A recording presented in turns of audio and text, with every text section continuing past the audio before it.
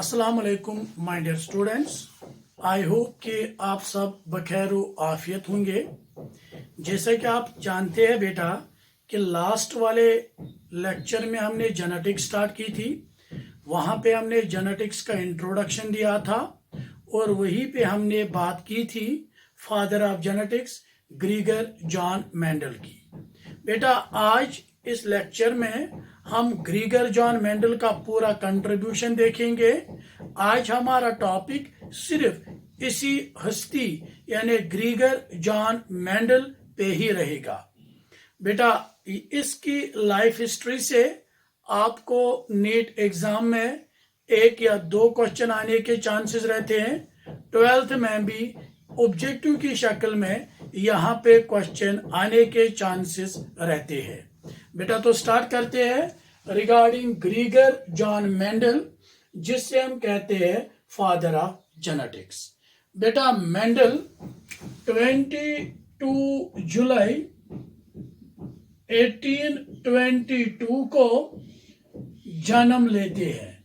बेटा याद रखना, मेंडल जन्म लेते हैं 22 जुलाई 1822 को eight हैजेनड्रॉप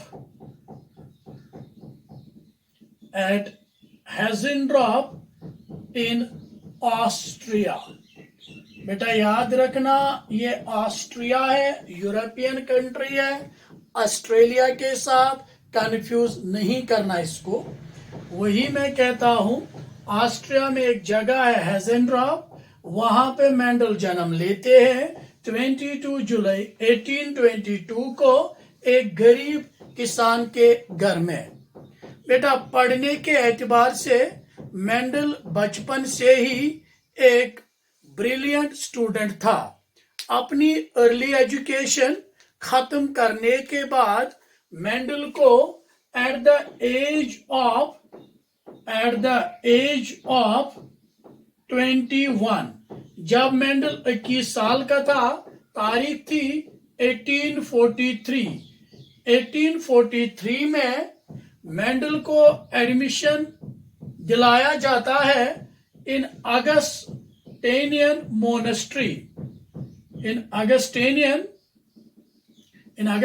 monastery of saint Thomas church. Augustinian monastery of saint Thomas church में मेंडल को 1843 में एडमिशन दिलाया जाता है। यहाँ पे बेटा मेंडल नेचुरल साइंस में बहुत इंटरेस्ट दिखाता है। अगस्टिनियन मोनेस्ट्री में मेंडल नेचुरल साइंस में बेटा बहुत इंटरेस्ट दिखाता है। बेटा जब मेंडल पहुंचा 25 साल का, 25 इयर्स एज जब मेंडल की हो गई, दैट इज 1847 का डेट था, मेंडल को इसी मोनेस्ट्री का प्रीस्ट बनाया जाता है। मेंडल को इसी मोनेस्ट्री का प्रीस्ट बनाया जाता है। यहां से पता चलता है बेटा मेंडल कितना काबिल था, मेंडल कितना डेडिकेटेड था। छोटी उम्र में ही वो प्रीस्ट बन गया एक बहुत बड़ी मोनेस्ट्री का। बेटा 1851, जिगर मेरा, 1851 में मेंडल अगस्टेनियन मोनेस्ट्री को छोड़कर चले जाते हैं टू यूनिवर्सिटी ऑफ वेना, क्योंकि बेटा मेंडल को पढ़ने का बहुत ज्यादा शौक था। वो 1851 में यूनिवर्सिटी ऑफ वेना चला गया for higher studies in physics and botany. Physics और बॉटनी में हायर स्टडीज के लिए 1851 में मेंडल चला जाता है यूनिवर्सिटी ऑफ वेना। बेटा 1851 से लेकर 1853 तक मेंडल रहता है यूनिवर्सिटी ऑफ वेना में। 1853 के बाद मेरे बेटे मेंडल वापस आता है ब्रेन। बेटा मेंडल वापस आता है ब्रेन, ये वो जगह है जहां पे अगस्टेनियन मोनेस्ट्री थी। ये वापस आ जाता है बेटा ब्रेन, और यहां पे चला जाता है अगस्टेनियन मोनेस्ट्री, क्योंकि अगस्टेनियन मोनेस्ट्री यही ब्रेन में थी। वहां पे चला जाता अगस्टेनियन मोनेस्ट्री, जहां पे मेंडल को बेटा अपॉइंट किया जाता है। एक बार फिर मेंडल को अगस्टेनियन मोनेस्ट्री वाले अपॉइंट करते हैं मेरे बेटे as a teacher of physics and natural science.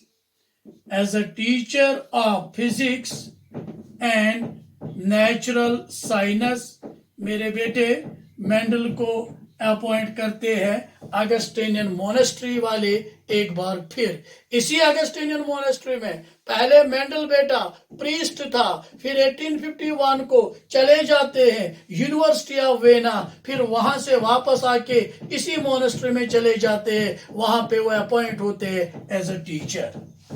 मेरे बेटे 1856, ये डेट याद रखिएगा बच्चा लोग। 1856 में मेंडल पी प्लांट्स पे अपने एक्सपेरिमेंट्स स्टार्ट करता है। बेटा याद रखना 1856 बहुत बार कॉम्पिटिटिव एग्जाम्स में आ चुका है। मेंडल ने कौन सी डेट पे अपने एक्सपेरिमेंट्स स्टार्ट किए? याद रखिए मेंडल ने 1856 पी प्लांट, जिसका बॉटनिकल नेम है बेटा पाइसम सटाइवम, उस पे अपना काम स्टार्ट किया। बेटा ये भी याद रखना मेंडल ने काम किया on 7 pairs of varieties of peace. P की 7 पेयर्स ऑफ वैरायटीज पे मेंडल ने काम किया 7 to 8 years तक। 7 to 8 years तक। बेटा ये एक बार नीट में आ चुका है कि मेंडल ने कितने सालों तक पी प्लांट पे काम किया। तो मेरे बच्चों आज याद रखना कि मेंडल ने 7 से 8 साल तक पी प्लांट्स पे काम किया। इसका मतलब ये हुआ मेंडल ने 1856 से लेकर 1864 तक पी प्लांट्स पे काम किया। इंपॉर्टेंट है कि कितने ईयर्स के लिए काम किया। बेटा मेंडल की डेडिकेशन को देखकर 1862 में मेंडल को बनाया जाता है बेसिक फाउंडर मेंबर। मेंडल को बनाया जाता है बेटा basic founder member of Brunn natural society. बेटा याद रखना मेंडल को बनाया जाता है basic founder member of Brunn natural society in 1862। बेटा 1865 में याद रखिएगा डेट जिसके बारे में बात कर रहा हूं मैं। बेटा याद रखना मेरे बच्चों 1865 में मेंडल अपना पहला लेक्चर डिलीवर करता है। फर्स्ट लेक्चर अपना मेंडल 1865 में डिलीवर करता है ऑन हिज एक्सपेरिमेंट्स। मेंडल ने जो एक्सपेरिमेंट्स किए थे पी प्लांट पे, उस पे मेंडल अपना पहला लेक्चर डिलीवर करता है इन ब्रेन नेचुरल सोसाइटी के सामने मेंडल अपना पहला लेक्चर डिलीवर करता है पी प्लांट्स पे ऑन 1865। बेटा मेंडल ने जो काम किया था, मेंडल के पेपर का नाम था एक्सपेरिमेंट्स। बेटा मेंडल के पेपर का नाम था एक्सपेरिमेंट्स ऑन प्लांट हाइब्रिडाइजेशन। बेटा मेंडल के पेपर का नाम था एक्सपेरिमेंट्स ऑन प्लांट हाइब्रिडाइजेशन। याद रखना बेटा ये भी आपके नीट में आता है कि मेंडल के पेपर का नाम क्या था। बेटा मेंडल ने अपना ये पेपर 1866 में पब्लिश किया एक जर्नल में जिसका नाम है प्रोसीडिंग्स ऑफ ब्रेन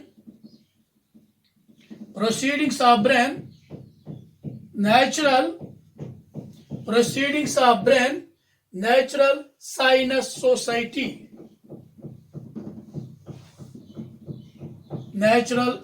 सोसाइटी।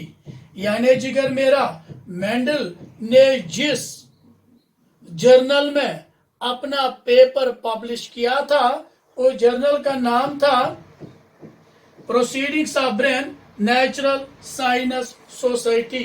बेटा, इसी में मेंडल ने अपना paper experiments on plant hybridisation publish किया था ऑन 1866। बेटा, इन 1884 में मेंडल बहुत ज्यादा डिसअपॉइंट होता है, क्योंकि मेंडल ने जो इतना बढ़िया काम किया इसको किसी भी साइंटिस्ट ने नहीं सराहा, मेंडल को किसी भी साइंटिस्ट ने अप्रिशिएट नहीं किया। तो 1884 में मेंडल को ये पता चले बगैर कि इसने कितना बड़ा काम किया, मेंडल डिसअपॉइंट होकर 1884 में मेंडल की डेथ होती है ड्यू टू किडनी फेलियर। बहुत दुर्भाग्यपूर्ण डेथ थी बेटा मेंडल की। ये जाने बगैर कि इसने कितना बड़ा काम किया, मेंडल इस दुनिया से मेरे बेटे चले जाते हैं। बेटा, मेंडल का काम तकरीबन 34 इयर्स तक, बेटा मेंडल का काम तकरीबन 34 इयर्स तक हिडन रहा। 34 इयर्स तक बेटा मेंडल का काम हिडन रहा। बेटा, अब आप बोलोगे सर 34 इयर्स तक मेंडल का काम क्यों हिडन रहा? इसके वजूहात क्या थे कि मेंडल का काम 34 इयर्स तक हिडन रहा? मेरे बेटे, इसके बहुत सारे वजूहात थे। पहला रीजन जो था वो ये था कि जिस जर्नल में मेंडल ने अपना पेपर पब्लिश किया उस जर्नल की सर्कुलेशन लिमिटेड थी। वो बड़ी बड़ी यूनिवर्सिटियों में, कॉलेजेस में वो जर्नल नहीं जाता था, बड़े बड़े साइंटिस्ट्स के पास वो जर्नल नहीं पहुंचता था। उस जर्नल की सर्कुलेशन बहुत ही लिमिटेड थी। दूसरी वजह बेटा जो थी जिसकी वजह से मेंडल 34 इयर्स तक हिडन रहा, वो रीजन ये था उस टाइम की वर्ल्ड, जिस टाइम मेंडल ने काम किया उस टाइम की वर्ल्ड बिजी थी विथ डार्विनिज्म। उस टाइम के वर्ल्ड डार्विनिज्म से बिजी था, उस टाइम की world was busy with the Darwinism. एक और रीजन ये भी थी कि बेटा मेंडल क्यों हिडन रहा, मेंडल का काम क्यों हिडन रहा इतने सालों तक। एक और रीजन ये भी था कि मेंडल ने जो काम किया था, इसने अपने दोस्त नगैली को अपना पेपर सेंड किया था। नगैली ने मेंडल से बोला था आप अपने एक्सपेरिमेंट्स हाकवीड पे रिपीट करो। मेंडल ने हाकवीड पे एक्सपेरिमेंट्स किए, रिजल्ट सेम नहीं आए जैसे पी प्लांट पे आए थे। तो इस वजह से भी मेंडल को अपने आप पे एतमाद उठ गया, मेंडल अपने आप पे कॉन्फिडेंस नहीं रख पाया। बेटा, और भी बहुत सारे वजूहात थे। एक और रीजन ये भी था, मेंडल ने अपने एक्सपेरिमेंट्स में यूज की थी स्टैटिस्टिक्स।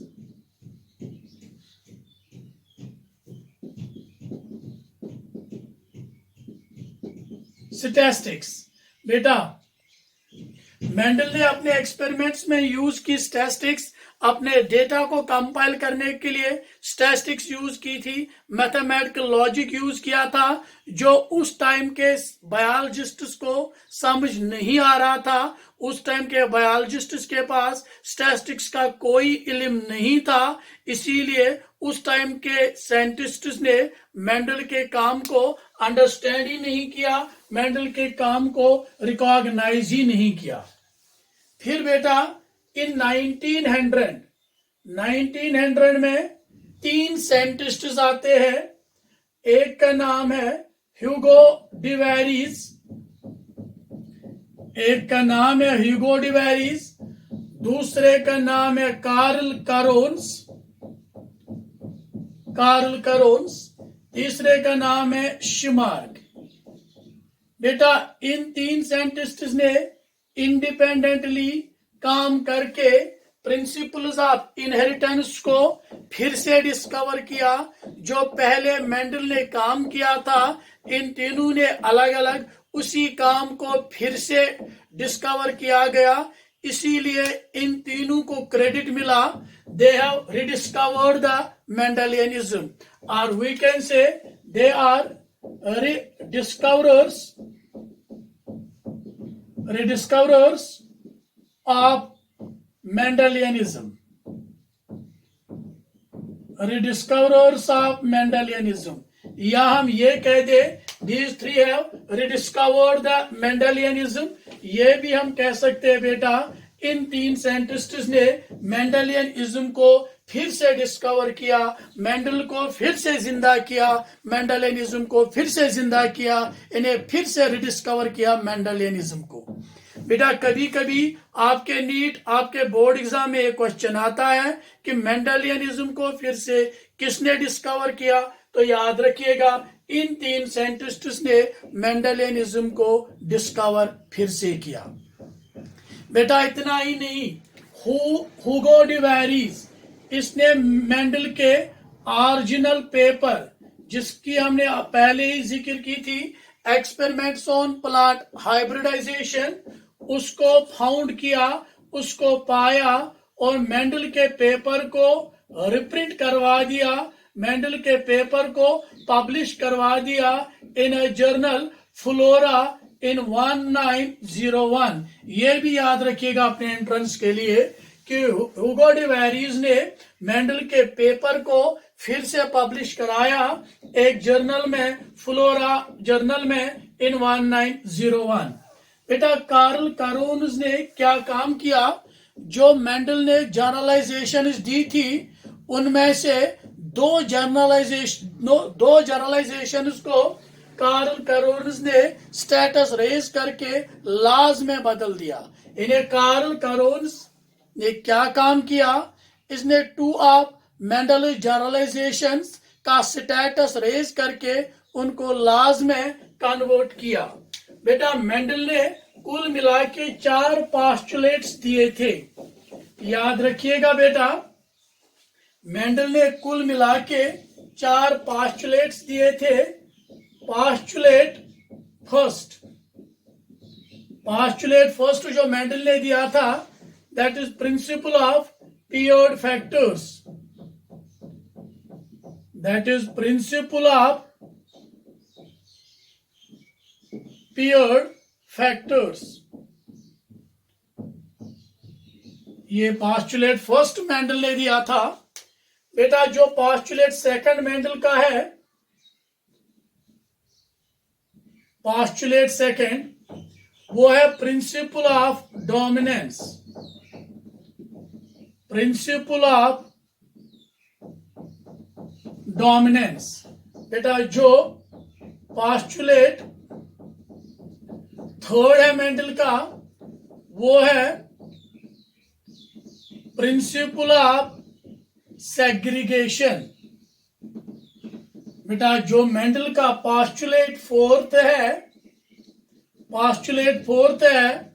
वो है प्रिंसिपल ऑफ इंडिपेंडेंट असॉर्टमेंट, वो है बेटा प्रिंसिपल ऑफ इंडिपेंडेंट असॉर्टमेंट। बेटा प्रिंसिपल ऑफ सेग्रीगेशन को हम Mendel's first law of inheritance कहते हैं, Mendel's first law of inheritance कहते हैं। And principle of independent assortment को हम बेटा Mendel's second law of inheritance कहते हैं। बेटा this was regarding ग्रीगर John Mendel. आगे के टॉपिक में हम देखेंगे इंशाल्लाह क्या मेंडल पहला साइंटिस्ट था जिसने पी प्लांट्स पे काम किया? अगर नहीं था तो पहला कौन था? और जो था उसको वो रिजल्ट्स क्यों नहीं मिले जो रिजल्ट्स मेंडल को मिले? क्या मेंडल पहला साइंटिस्ट था जिसने हाइब्रिडाइजेशन का एक्सपेरिमेंट यूज किया, जिसने हाइब्रिडाइजेशन की टेक्निक को यूज किया अपने एक्सपेरिमेंट्स के लिए, या कोई और था? ये जानने के लिए stay tune to my channel for the next lecture. Thank you बेटा।